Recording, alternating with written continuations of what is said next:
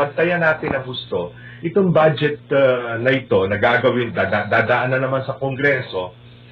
at habang ang Kongreso naman, lalo na ang Senado, ay nakatuo ng pansin, hati ang atensyon dito sa impeachment trial at sa kanilang pang-araw-araw na tungkulin bilang mga senador, baka mag-fast break na naman, magkaroon na naman ng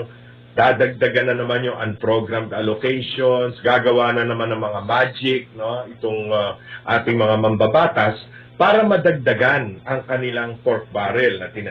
maliban doon sa leadership funds na built-in na pala sa ating National Expenditure Program, sigurado magdadagdag pa yung mga yan ng kanilang insertions at kung ano-ano mga errata para lumaki ang pondo na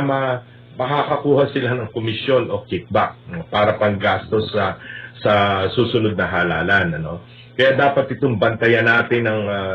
lalo na media, bantayan talaga ng husto itong budget na ito na baka i-fast break na naman nila. Kagaya ng ginawa nila noong 2023, 2024 at 2025 na dahil doon tayong lahat ngayon ay baon na baon sa utang.